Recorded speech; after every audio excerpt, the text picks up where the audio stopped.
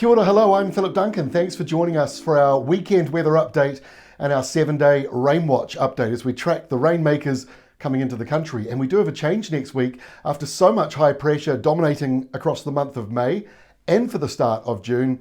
We've now got a change coming through. But this weekend, high pressure is still controlling things, but you can see some low pressure out here in the Tasman and out towards Sydney. We've also got a stormy system down here in the Southern Ocean. All of that is trying to move in, but for now, this block of high pressure right here is keeping most of that out to the west, but that is going to change.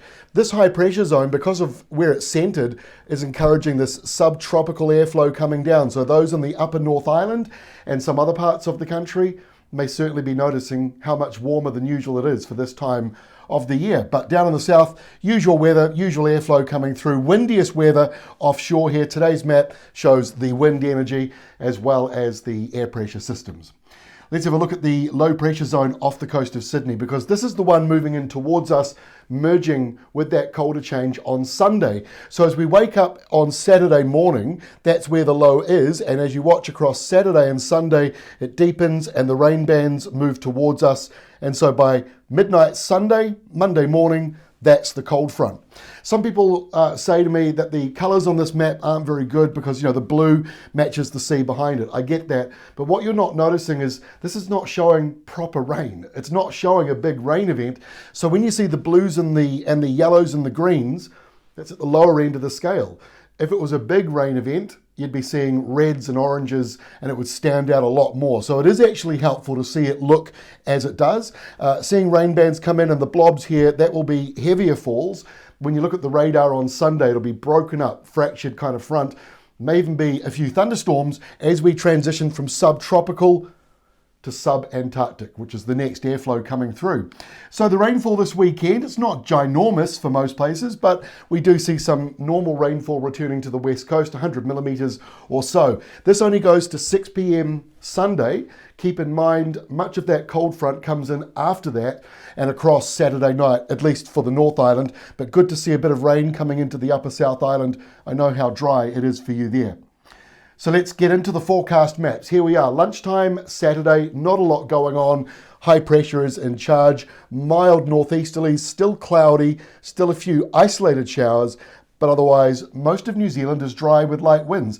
Daytime temperatures, they're above average, especially in the North Island where you're getting up to close to 20 degrees. And in fact, I think some places will make 20 degrees. And even in the South Island, temperatures are either about average or still a little bit warmer than usual.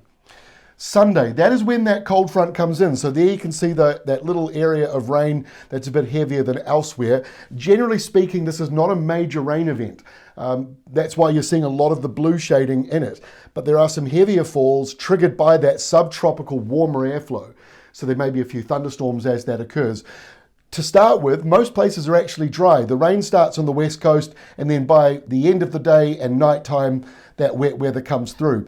Before it is a windy, warm day in many places, especially in eastern New Zealand, where I think you'll be over 20 degrees at times in some regions. But that changes on Monday. Once the front's gone, this is lunchtime Monday, just clears off East Cape. Behind it, most of the North Island still has west to northwest winds, so it's not going to cool down very much around the North Island. But in the South Island, there is the southerly coming in, and sort of a wintry change comes back to the lower South Island, and a little bit of wet weather pushes into Canterbury, which I know will be welcome there too. So into Tuesday, colder air moves up the country. You can see the blue line. That's taking a sort of a bite out of the atmosphere. So the cooler weather moving up, southwesterlies for many places, and it's kind of the usual weather for this time of the year. But there's this severe weather blast coming into Australia. So what does that mean for us? Well, it means Wednesday is not a bad day. So if you're flying to Hamilton or driving to Hamilton, you're heading off to Mystery Creek, the weather forecast looks excellent. So Peter Nation, you should be very happy with your Wednesday forecast with dry weather, mostly dominating light winds. Got to watch out though for some fog. That could be an issue. We've got a fog forecaster. It's in our brand new app. So go download our new app if you're heading off to Mystery Creek. Further down the country, those windy nor'westers kick in. Could be severe gales in the lower South Island. That might impact some smaller flights. The propeller planes might be impacted by that. So the front comes in on Wednesday night, Thursday morning, depending on where you are, but it's messy. And I've got to say, this far out, the modelling is still confused about what happens here on Thursday and again on the following Friday due to this low pressure zone. Some models pick it out to the east, some pick it to the west. Either way, the weather goes downhill on Thursday into the afternoon as you get that front coming in. Now on Friday, this is the part that's still uncertain. Some models show low pressure over here, and in fact, this is a split low pressure system at the moment. So that means the energy gets pulled apart. One day you'll look at the models and go, oh wow, that looks like a major Antarctic blast with snow to sea level. And then the next day you'll look at it and be like, oh, maybe it's not quite so dramatic. So it's going to be chopping and changing. There are two things to look out for. The shape of the high over here. Big powerful highs shaped like a rugby ball that's about to be kicked, so it's standing tall. They're the ones that reach down like this and pull up that colder air. The other part of the equation to get us a proper cold blast, low pressure off the east coast of Dunedin. We sort of have that. It's a little bit further north, and this other system out here does make it messy. So for now, this is not a major event, but it's certainly one to highlight, pencil into your calendar, because pencil into your calendar, how old am I? And so that is basically what we are seeing at the end of next week. Let's have a look at the rainfall. This is a RainWatch update, so we're breaking down rainfall totals for you. This is the departure from normal. In other words, how much wetter or drier is it for this time of the week compared to previous years? Australia, pretty dry, although some wet weather coming in to the bottom parts here. Looks like when I was at primary school and the teacher asked the boys to colour in the map. That's how boys colour in.